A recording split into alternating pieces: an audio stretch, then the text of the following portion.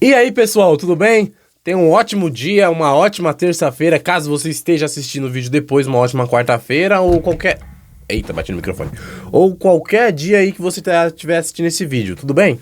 Hoje a gente vai falar novamente do pré-jogo, só que vai ser um pré-jogo de Corinthians e Grêmio pela Copa do Brasil.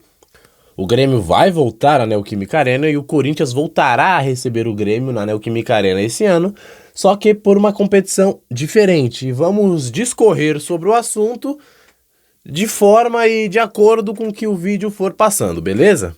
Primeiramente, eu gostaria de falar que eu estou com um microfone novo. Na realidade, os primeiros vídeos eu gravei sem microfone, eu gravei com o microfone do celular. Dessa vez eu estou com um microfone novo, um microfone bom. Eu quero testar a qualidade do áudio. Eu acho que vai ficar bom. O único problema é que esse microfone ele faz um ruído. E eu acho que o ruído ele só é resolvido na mesa de som ou ele é resolvido no Sony Vegas. Eu não consegui resolver. Eu tentei gravar várias vezes, vários takes, só que mesmo assim ficou com ruído. Então eu peço perdão pelo ruído, mas eu tenho certeza que a qualidade do áudio vai ser muito superior aos vídeos que eu estava entregando anteriormente, beleza? Então vamos lá. Eu falei anteriormente que na minha visão, o Corinthians ele tem que priorizar o Campeonato Brasileiro. E isso não é uma opinião impopular. Muitos outros corintianos também estão falando isso. Porque a nossa situação no Campeonato Brasileiro, infelizmente, é delicada. Fizemos o pior primeiro turno da história do Corinthians nos pontos corridos. E nos colocamos nessa situação extremamente delicada e tensa. O jogo contra o Atlético Mineiro, embora a gente tenha perdido, que foi uma lástima, não foi um jogo pra gente ficar preocupado, porque o Corinthians ele jogou bem grande parte do jogo. Até os 10 minutos do primeiro tempo, os 20 minutos, não, perdão, os 10 minutos do segundo tempo, 20 minutos por aí, o Corinthians ele estava melhor com o Atlético Mineiro. Depois que o Atlético Mineiro faz as alterações e o Corinthians também faz as alterações, o Atlético Mineiro muda. E aí teve aquele pênalti, teve também gol perdido do Wesley. Muitos ataques do Corinthians, o Corinthians tentou empatar e infelizmente caiu na pilha do Atlético Mineiro no final do jogo e o juiz foi lá e terminou. E realmente isso também vai acontecer contra o Grêmio. O Grêmio fez um escarcéu depois daquele pênalti dado pro Romero. Em cima do Romero, né? Na minha visão foi pênalti. Eu entendo quem fala que não foi pênalti, mas na minha visão foi pênalti, porque a imagem é meio clara. Que o Kahneman ele puxa o Romero e impede o Romero de fazer a ação, de terminar a ação de correr. O Romero ia sair livre para poder cabecear a bola. Aí depois quem cabeceia é o Félix Torres e ele cabeceia errado. Não errado, ele cabeceia para fora. Inclusive, se o Félix Torres tivesse feito esse gol cara a cara com o goleiro, não teria nenhuma polêmica de pênalti nem nada, mas enfim. Vamos seguir. E essa choradeira, digamos assim, esse escarcéu que os gremistas e a diretoria do Grêmio, os jogadores do Grêmio estão fazendo, deram certo, né? Deu certo, porque o próprio Verratti no intervalo, no final do jogo, teve Grêmio e Vasco que o Grêmio venceu. O Verratti e o Maicon, lembra daquele God of Zaga que a torcida do São Paulo adorava muito, idolatrava, e no jogo contra o Atlético Nacional ele fez merda, lá no jogo da Libertadores em 2016, ele falou num tom de coitadismo, falou, cara, a gente não é culpado pelo que o Grêmio sofreu lá em Itaquera e tal. Eu falei, vai se lascar também, né? O Grêmio ficou falando muito, deu certo, e tanto que deu certo que o árbitro que foi escalado para o jogo foi Marcelo de Lima Henrique. Marcelo de Lima Henrique que recebeu homenagens e presentes de Renato Gaúcho no ano passado. Eu tenho certeza que não foi à toa que a CBF escolheu esse árbitro, sem contar que ele tem um histórico meio ruim contra o Corinthians. Mas eu não vou aqui ficar fazendo teoria da conspiração. Mas ele tem um histórico ruim contra o Corinthians e ele tem um certo grau de companheirismo com o Renato Gaúcho, o que é perigoso. Até porque se você acha que não foi pênalti em cima do Romero, tudo bem, mas a gente não pode resolver o errado com o errado. Você consegue me entender? Pelo que eu estava dando uma lida e aparentemente, só pra falar, eu estou gravando esse vídeo terça-feira de manhã. Então eu não tenho como saber o que irá acontecer de terça-feira de manhã até o horário do jogo. Mas aparentemente o Grêmio ele vai com uma equipe mista para Itaquera. O que é bom, na realidade, se nós quisermos uma vitória. Porque eu acredito que o Corinthians ele vai com o time titular por grande parte do jogo. E depois vai... Perdão. Tosse. E depois ele vai alterar as peças para o Campeonato Brasileiro. O jogo do Corinthians agora é quarta-feira e eu acredito que o próximo jogo seja domingo. Então nós teremos um tempo de descanso e o próximo jogo também vai ser em casa. Vai ser contra o Juventude em casa. Então eu acredito que o Corinthians ele vai por grande parte do jogo com força máxima contra o Grêmio. Até para tentar fazer um bom resultado em casa, porque lá na Arena do Grêmio as coisas são meio complicadas, é difícil e o gramado lá tá horroroso. Não sabemos nem se de fato vai ser lá na Arena do Grêmio, né? O Grêmio mandou o jogo contra o Vasco na Arena Condá, o estado do gramado tava absurdamente ruim, tava horroroso. Na realidade, beirava a vergonha. Enquanto, né, nosso gramado, o gramado da Neoquímica Arena, sempre é um tapete, sempre é um dos melhores, se não o melhor gramado do Brasil. O trabalho, desde a inauguração que foi feito na Neoquímica Arena com gramado, é louvável. São pouquíssimos os jogos nesses 10 anos de estádio que nós vimos o gramado realmente defasado. Eu aqui de cabeça, eu não vou me recordar de nenhum. Os únicos jogos que eu lembro que o estádio estava que o gramado estava um pouco a desejar eram jogos com muita chuva. Teve se não me engano, o Corinthians e Palmeiras, que foi 2-2 no Campeonato Paulista, acredito que de 2021, que teve gol do Matheus Vital e o gol daquele garoto lá, o Rodrigo Varanda, que tem mais filho que gol, que tem mais filhos que gol pelo Corinthians, né? Espero que, ainda bem que o canal é pequeno e com certeza ele não vai ver isso. Mas o gramado da Neoquímica Arena, ele sempre se mostrou muito bom. Então eu acredito que hoje teremos Hoje não, né? Perdão, amanhã teremos um jogo de posse de bola, que sempre tem com as grandes equipes e os bons times. Eles sempre fazem um bom jogo de toque de bola no nosso gramado, na Neoquímica Arena. Quando nós temos um bom time e quando o outro time que tá acostumado com gramado ruim vem aqui e joga, eles até desconfiam, né? O Fernando Diniz falou no jogo, na primeira vitória nossa no Campeonato Brasileiro, que a gente ganha de 3-0 do Fluminense, ele falou, né, que é meio difícil jogar aqui porque o gramado é muito bom e eles não estão acostumados. São poucos os gramados do Brasil que são muito bons, né? Você tem do Beira-Rio, hoje tá num estado defasado, como vocês sabem, em razão das tragédias que ocorreram no Rio Grande do Sul. Uma lástima, né? Meus sentimentos a todos os gaúchos que perderam coisas importantes e acabaram perdendo familiares e vidas que eles perderam na família. Pode ser, por exemplo, com vidas de pets e tal. Então, meus sentimentos.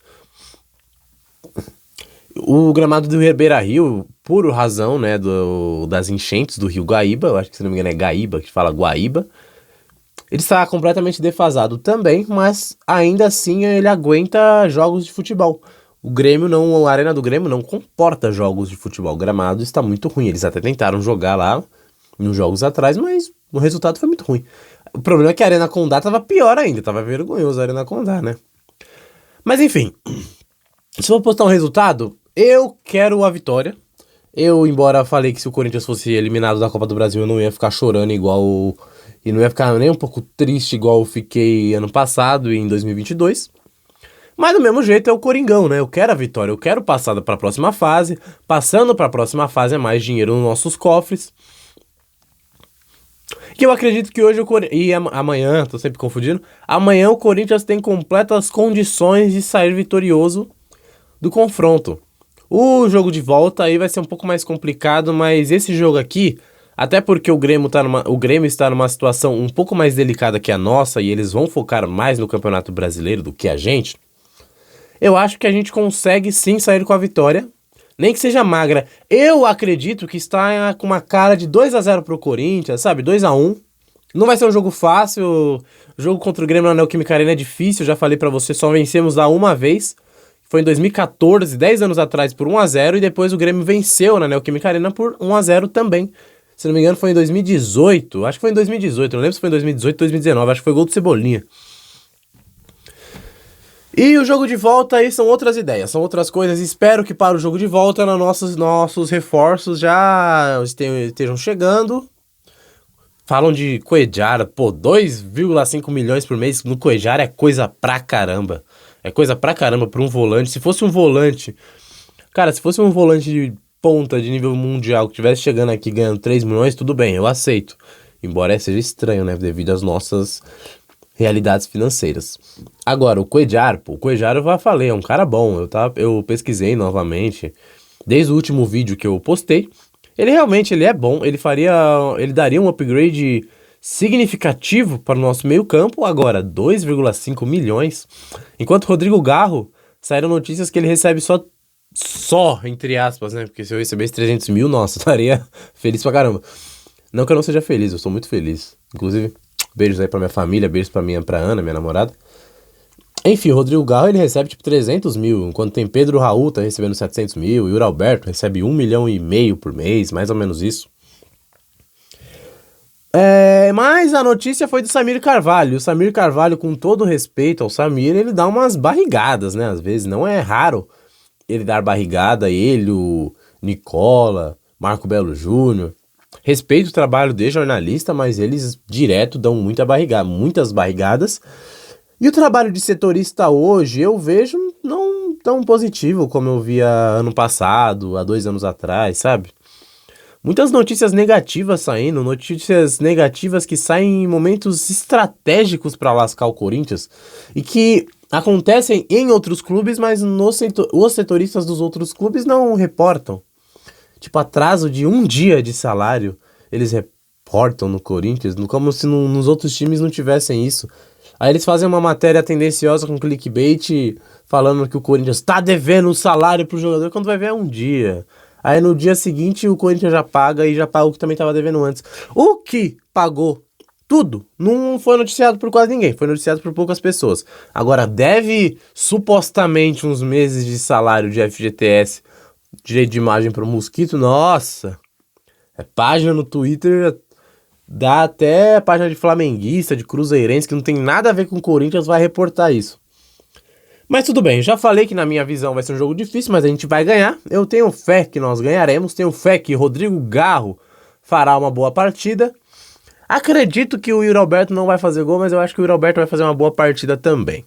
Espero que a gente vença e que a gente vença quarta-feira e principalmente que a gente vença domingo. O jogo de domingo é muito mais importante do que esse, mas o pré-jogo de domingo eu falo a respeito dele, tá bom? O Corinthians ele precisa ganhar do Bragantino e do Juventude. Eu tava fazendo recortes de 3 jogos, né? 3 jogos, ou seja, 9 pontos. Eu fiz do Criciúma, Bahia e Grêmio, que a gente fez 7 em 9. E aí eu peguei pra fazer do Atlético, do Juventude e do Bragantino. A minha projeção é que a gente faria 6, seria maravilhoso se a gente fizesse 7 e espetacular 9. Mas a minha projeção foi 6 pontos. Foram 6 pontos. E o ponto que a gente perdia era realmente na Arena MRV. Só que eu não imaginava que dava... Não, eu imaginava que dava pra gente ganhar porque é o Coringão. E o Corinthians vem de uma crescente, mas o Corinthians ele jogou tão bem na minha visão. E não é que o Corinthians jogou de forma maravilhosa, só que o Corinthians ele conseguiu anular em grande parte do jogo o ataque e o meio-campo do Atlético Mineiro, que eu fiquei muito decepcionado com a derrota. Eu tinha projetado que o Corinthians ele ia perder, mas eu fiquei muito triste com a derrota pelo que foi o jogo. Inclusive, acho que é Ronaldo Amorim no Twitter, eu vi, elogiou muito a torcida do Corinthians. Porque não que alguém precise elogiar a nossa torcida, a gente conhece, é internacionalmente conhecida a torcida do Corinthians por apoiar até o fim. Mas ele falou, porque, como eu disse anteriormente, e como muitas pessoas estão dizendo, a Arena MRV do Atlético Mineiro tem alguns problemas de acústica. E ele deu um comentário no Twitter falando mais ou menos assim, se alguém tinha dúvidas... Não, tipo, o bom de ter a torcida do Corinthians no nosso estádio é que as dúvidas referentes à acústica vão embora. Dando a entender que a torcida do Corinthians gritou o jogo inteiro e deu para escutar na transmissão, e realmente deu. A torcida do Corinthians foi notória. Mesmo em minoria, lá em Minas Gerais a gente faz um show. Não só em Minas Gerais, no Rio de Janeiro, em qualquer outro estado que a gente vai, a gente dá um show de arquibancada.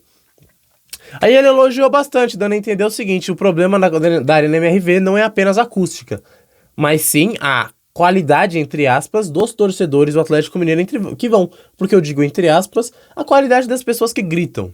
Não tô falando com a qualidade da pessoa em si, mas uma pessoa ela é mais participativa no jogo ou não. E a torcida do Corinthians, em média, a participação da torcida do Corinthians é absurda.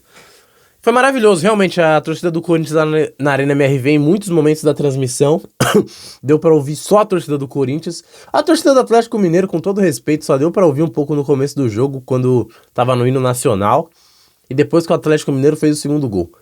Porque mesmo quando o Atlético Mineiro fez o primeiro gol, eu escutava mais a torcida do Corinthians cantando, né? E a torcida do Atlético Mineiro é uma torcida que eu admiro, entre aspas, né? Porque eu acompanhei, né, a Libertadores de 2013 do Atlético Mineiro, porque eu queria muito que o Corinthians ganhasse, aí eu tava acompanhando a maioria dos times. E o Atlético Mineiro era um dos favoritos para vencer a Libertadores. O Corinthians, ele era o franco favorito, mas o Atlético Mineiro, ele tava ali embaixo, porque ele tinha feito uma campanha melhor, né, na fase de grupos. E também do Campeonato Brasileiro, né, que a gente acaba assistindo jogos dos times do Campeonato Brasileiro. E ficou muito marcada na campanha do Atlético Mineiro, tanto da Copa do Brasil quanto da Libertadores, o grito de "eu acredito", e ficou muito marcado realmente essa massa atleticana, que muita gente superestima, na verdade, né? A torcida do Atlético Mineiro é boa, mas é muito superestimada também por muitos jornalistas. Só que você percebe que na Arena MRV ninguém grita, ninguém canta, ninguém faz nada. Mesmo tem problema lá da acústica, a torcida do Atlético Mineiro não canta, né? É engraçado. Muito talvez pelo preço do ticket médio, que falam que é o ticket médio, que é o preço médio de ingresso. E...